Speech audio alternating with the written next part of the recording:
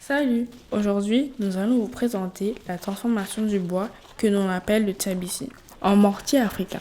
Elle sera réalisée par l'artisan Roberto, assisté par son apprenti qui est aussi son beau-frère.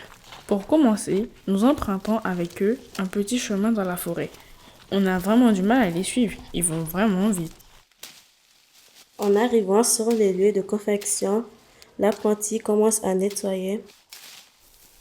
Roberto part récupérer le bois. Il a besoin de toutes ses forces pour le faire rouler. Il faut savoir que la transformation du bois de tchabissi se fait directement dans la forêt, car c'est un bois très dur et très lourd à porter, d'autant plus qu'il contient beaucoup d'eau. Une fois arrivé, Roberto place le bois à l'horizontale afin de mieux couper les extrémités à l'aide de sa grande tronçonneuse. Il est nécessaire de rendre les deux côtés parallèles pour avoir comme résultat un mortier bien droit. Nous rentrons maintenant dans le vif du sujet. À l'aide de sa main et d'un long compas en métal, il cherche le juste milieu. Une fois trouvé, il trace le plus grand cercle possible. Il doit s'y prendre à plusieurs fois pour que la marque soit bien visible. Roberto prend à nouveau sa tronçonneuse et s'en sert pour retirer les écorces du bois.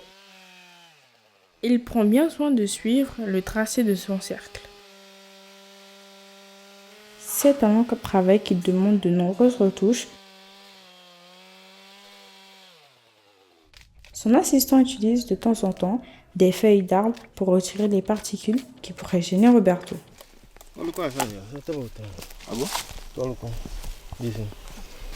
Roberto n'oublie surtout pas d'aiguiser la chaîne de sa tronçonneuse, parce que si la chaîne n'est pas correctement aiguisée, son travail risque d'être extrêmement pénible.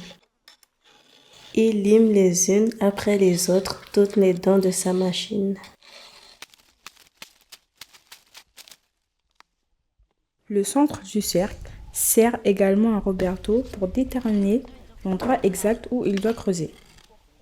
Juste avant, nous remarquons quelque chose de surprenant. Roberto a changé de tronçonneuse. Il en utilise une qui est beaucoup plus petite, car évidemment, cette étape demande énormément de patience et de délicatesse. Ses poignets doivent être fermes et souples en même temps.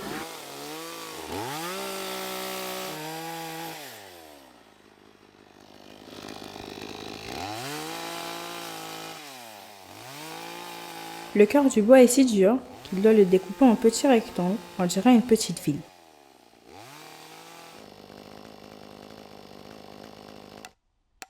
Son assistant casse ensuite les morceaux avec un marteau. Il lui faut beaucoup de force.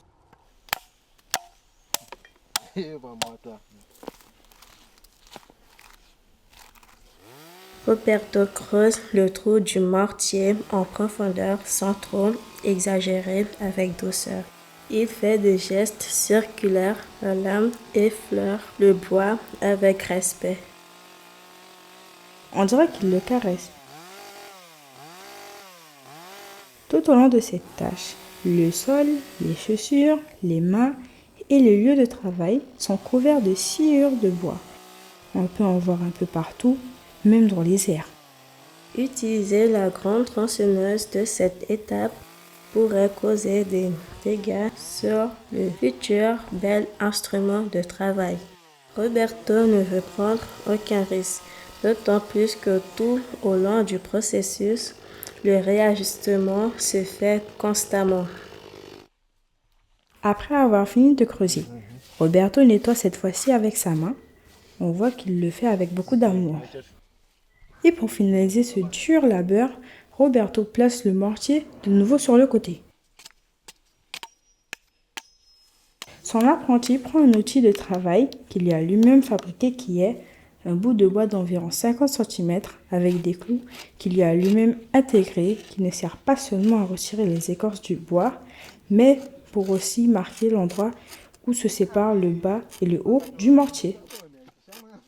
C'est un travail qui demande l'utilisation de la force des bras, des mains également une précision très soignée.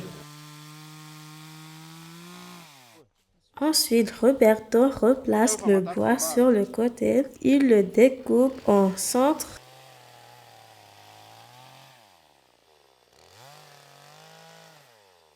Une fois de plus, il remet le mortier à la verticale, continue de le travailler.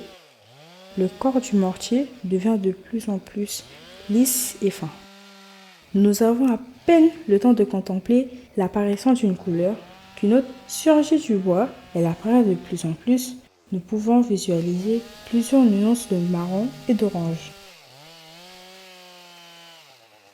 Enfin terminé. On observe bel et bien la belle forme du mortier africain.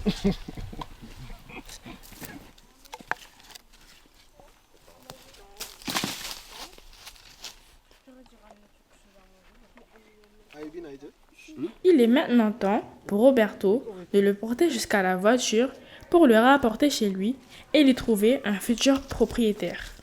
Il lui restera la dernière étape, qui est de le poncer et de le recouvrir entièrement d'artembi, et aussi de rajouter de la couleur pour rendre le mortier encore plus attrayant.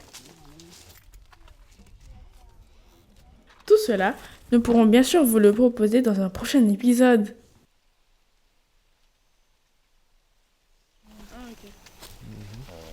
Wana faade ya dimio kama, ke faade ya dimio kwa ganda.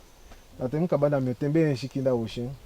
Bika au tembe poti peinture, te dessiner mon finir mon poti peinture.